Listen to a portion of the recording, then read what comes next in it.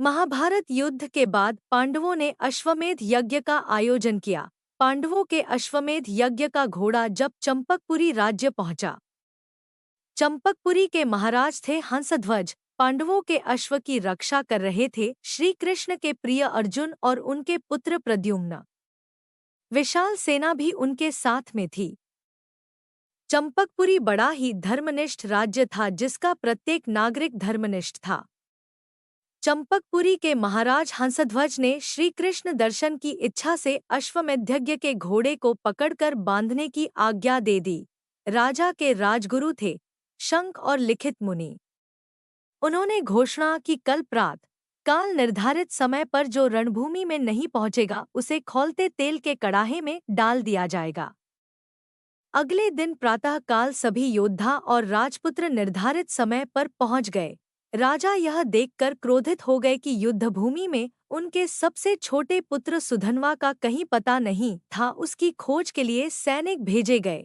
रणभूमि में समय पर न पहुंच पाने में सुधन्वा का कोई दोष नहीं था। युद्ध की घोषणा होने पर जब वह माता के पास आज्ञा लेने पहुंचे तो माँ ने कहा, यदि तुम अर्जुन को युद्ध में परास्त कर सके तो श्री कृष्ण उसकी रक्षा के लिए अवश्य आएंगे। उनको देखकर तुम डरना नहीं, क्योंकि श्री कृष्ण के सामने युद्ध में मरने वाला मरता नहीं है।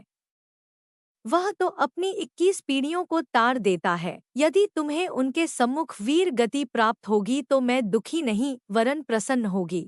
इसके बाद जब सुधन्वा अपनी नवविवाहिता पत्नी प्रभावती के पास पहुंचे तो उनकी पत्नी ने कहा, मैं जानती हूँ कि श्री कृष्ण के समीप जाकर कोई इस संसार में लौटता नहीं, परंतु आपके चले जाने पर एक पुत्र मेरे पास होना चाहिए।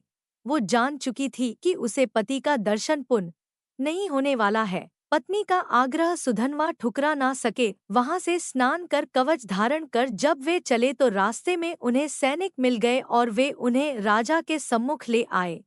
जब सुधन्वा स्थल पर पहुंचे तो राजपुरोहित ने कहा कि नियम तो नियम होता है, इन्हें कड़ाहे में डालना ही होगा। तेल का कड़ाह अग्नि पर चढ़ा दिया गया और सुधन्वा स्वयं खौलते कड़ाहे में उतर गए। सुधन्वा ने गले में तुलसी की माला धारण की और हाथ जोड़कर प्रार्थना करने लगा, गोविंद, मुझे देह का मोह नहीं है, बस एक ही दुख है कि आपके श्रीचरणों का प्रत्यक्ष दर्शन नहीं हुआ। लोग कहेंगे कि सुधन्वा तेल में उबल कर मरा। मुझे अग्निदाह से बचाइए और इस देह को अपने श्रीचरणों में गिरने दीजिए। सुधन्वा के लिए खौलता तेल भी शीतल हो गया और उनका एक रोम भी न झुलसा। यह देखकर सभी को संदेह हुआ कि तेल गर्म है भी या नहीं। यह जानने के लिए पुरोहितों ने एक नारियल तेल में डलवाया। तेल में गिरते ही नारियल तड़ाक से फूटा और उसके टुकड़े उछलकर राजा के पुरोहित शंख व लिखित के सिर पर जाकर तेजी से लगे। सुधन्वा को तेल से निकाला गया। प्रायश्चित करने के लिए शंख मुनि उसी उबलते हुए तेल के कड़ाहे में कूद पड़े, किंतु सुधन्वा के प्रभाव से उनके लिए भी तेल शीतल हो गया। मुनि ने सुधन्वा को गले से लगा लिया।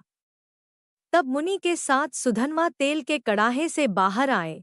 राजा ने सुधन्वा से कहा, श्री कृष्ण जिसके रथ का सारथ्य करते हैं, उन गांडीवधारी अर्जुन को तुम ही संतुष्ट कर सकते हो, अतः तुम ही सेना का नेतृत्व करो।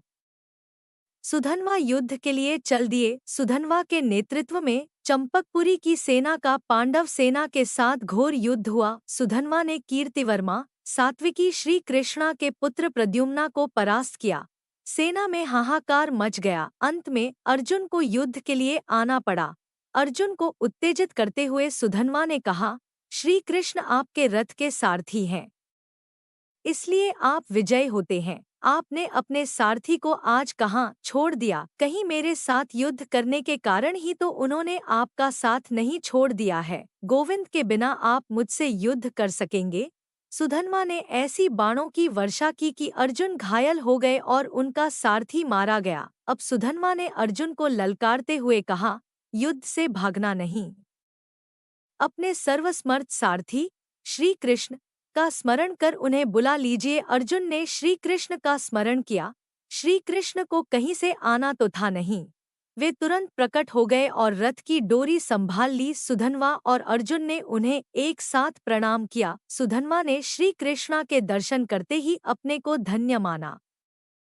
फिर सुधन्वा ने अर्जुन को ललकारते हुए बोला, अब तो भगवान आपके सारथी हो गए हैं। अब मुझ पर विजय पाने के लिए कोई प्रतिज्ञा कीजिए।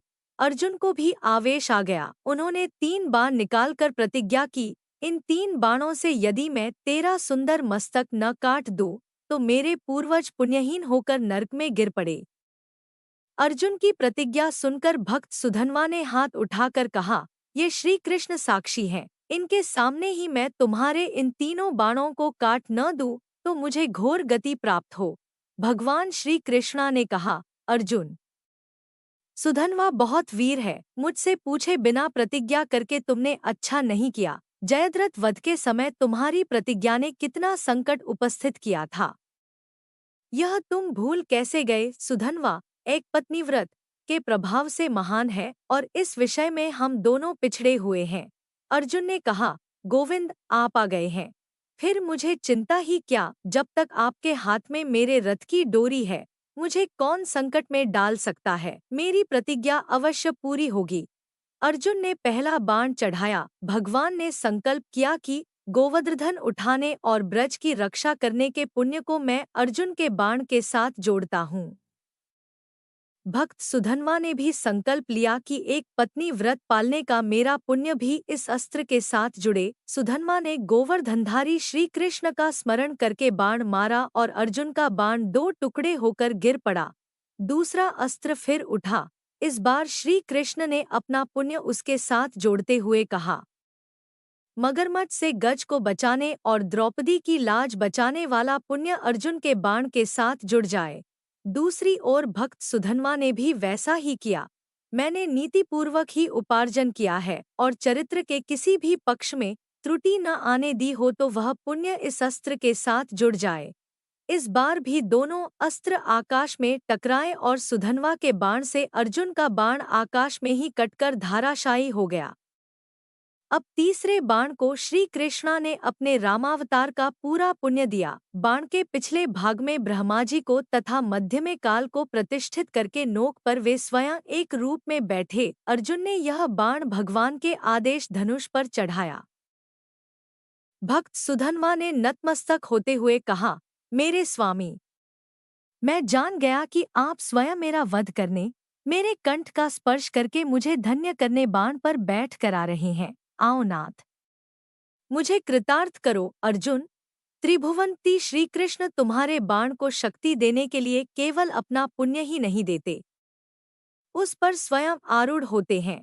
अतः विजय तो निश्चित ही तुम्हारी है, लेकिन श्री कृष्ण कृपा से मैं भी तुम्हारे इस बाण को अवश्य काट दूंगा।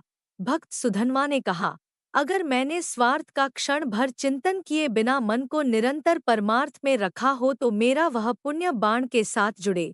भक्त सुधन्वा की प्रतिज्ञा पूरी हुई। अब भगवान को अर्जुन का प्रण पूरा करना था। कटे बाण का अग्रभाग गिरा नहीं, उसने सुधन्वा का मस्तक काट दिया। मस्तकहीन सुधन्वा के शरीर ने पांडव सेना को तहस-नहस कर दिया। भक्त सुधन्वा का कटा मस्तक गोविंद, मुकुंद, हरि पुकारता हुआ श्री कृष्ण के चरणों पर जा गिरा। श्री कृष्ण ने झट से उस सिर को दोनों हाथों में उठा लिया। उसी समय उस मुख से एक ज्योति निकली और सबके देखते श्री कृष्ण के श्रीमुख में लीन हो गई। कृपया वीडियो को लाइक, सब्सक्राइब और शेयर करना न भूलें।